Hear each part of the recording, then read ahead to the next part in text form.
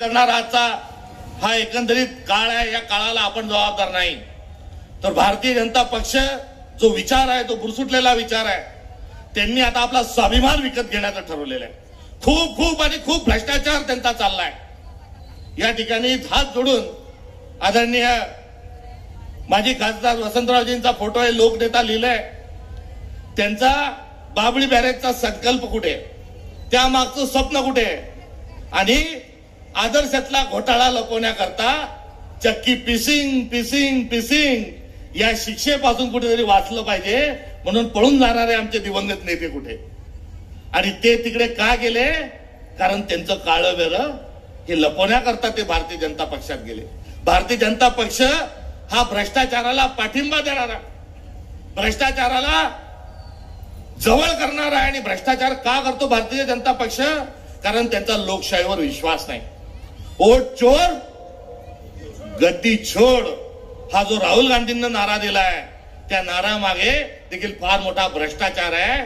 आणि भारतीय जनता पक्षाचा लोकशाहीवर विश्वास नाही, भारतीय जनता पक्षाचा विचारांवर विश्वास नाही. म्हणून भारतीय जनता पक्ष एक खेळ खेळतोय, पैसा फेक तमाशा देख.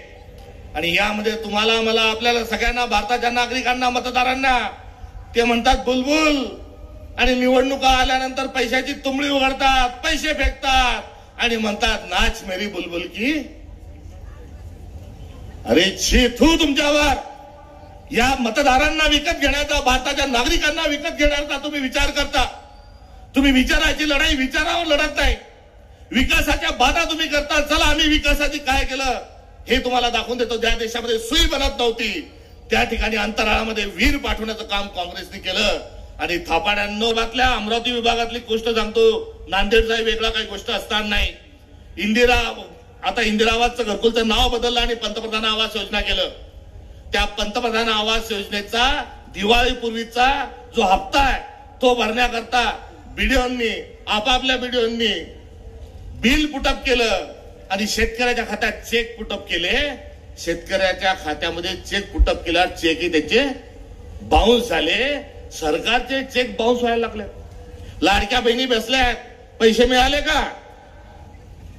हो का नाही? मिळाले का पैसे? लाडक्या बहिणीचेही द्यायला 1,500 देतो सांगितलं. काही असू नको माय खुदखुद, जाऊ दे, ते झालं ते झालं. पण 1,500चे 2100 करतो म्हटले, केले का? केले नाही. ते करायला पैसे नाही. शेतकऱ्यांची कर्जमाफी करू म्हटलं, भावांना झाले का? शेतकऱ्यांची कर्जमाफी झाली नाही. आता याला दलिंदर म्हणू का बिलंदर म्हणू, भाषेचा स्तर हा पाडणं काही योग्य नाही. मात्र हे सरकार जे आहे, या सरकारला आता कुठेतरी घरघर लागलेली आहे. मात्र ती लागलेली असताना त्याची पावती आज गावोगावी मिळत आहे.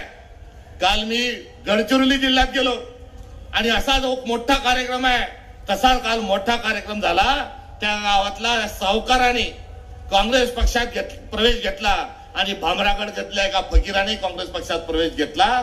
आता उगवत्या सूर्याला नमस्कार न करता सर्व लोक काँग्रेसमध्ये जे येत आहे, तुमच्या दुष्टपणाला आणि धोरणीपणाला मी या ठिकाणी सविनय आपलं स्वागत करतो, काँग्रेस पक्षामध्ये स्वागत करतो. आणि ही जी लढाई आहे ही सत्तेची लढाई नाही. सत्ते शेवटी एवढंच सांगतो की ही सत्तेची लढाई नाही, ही लढाई विचारांची आहे.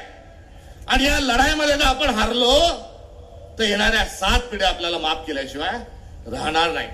हा शिवशाहू फुले आंबेडकरांचा, हा अहिल्याबाई होळकरांचा, गाडगे महाराजांचा, तुकडोजी महाराजांचा, बसवेश्वर स्वामींचा, हा अण्णाभाऊ साठ्यांचा, हा शिवाजी महाराजांचा, आपल्या सगळ्यांचा हा लढा आहे. आणि या लढाईमध्ये आपण जिंकलो पाहिजे. सत्ता ही खुर्चीवर बसण्यासाठी नाही, खुर्ची उभवण्यासाठी नाही. काँग्रेस पक्षालाही सत्ता पाहिजे, मात्र सत्तेतून रोटी कपडा और मकान सारखे निर्णय घेण्याकरता ही काँग्रेस पक्षाला सत्ता पाहिजे.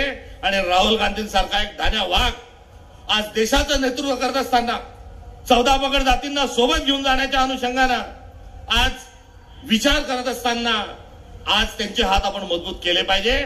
आणि तो हात मजबूत करण्याकरता एक खासदार आपण तिथे पाठवले.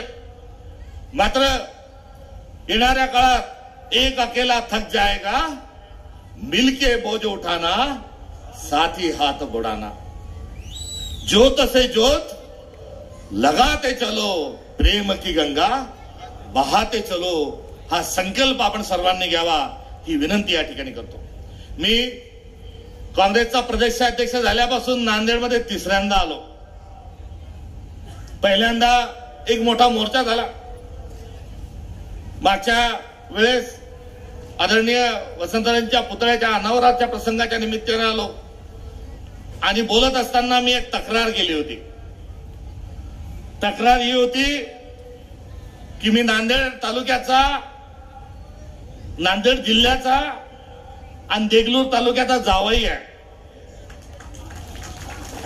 आणि जावई असल्याच्या नात्यानं मी खासदार साहेब तुमच्याकडे आणि तुमच्या माध्यमातून सगळ्यांकडे तक्रार केली होती की अहो ही संतांची भूमी आहे, ही भूमी क्रांतीची भूमी आहे आणि या भूमीतले लोक किराणा माल घ्यायला जातात, तर किराणा आपल्या जातीचा दुकानदार असेल त्याच्याच दुकानातून तुम्ही किराणा घेता। कापड घ्यायला जाता तर आपल्या जातीच्या माणसाच्या दुकानातून कापड घ्या, इथपर्यंत तुम्ही विचार घेऊन जाता। अरे तुम्ही कोण, तुम्ही कितचा विचार काय?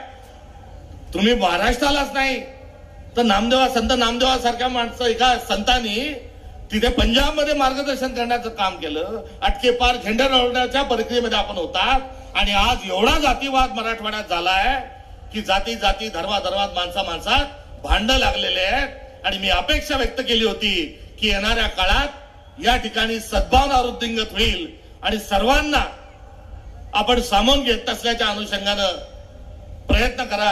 ही माझी तक्रार मी जावई या नात्यानं आपल्याला दिली, आपण ती रुजू करून घेतली।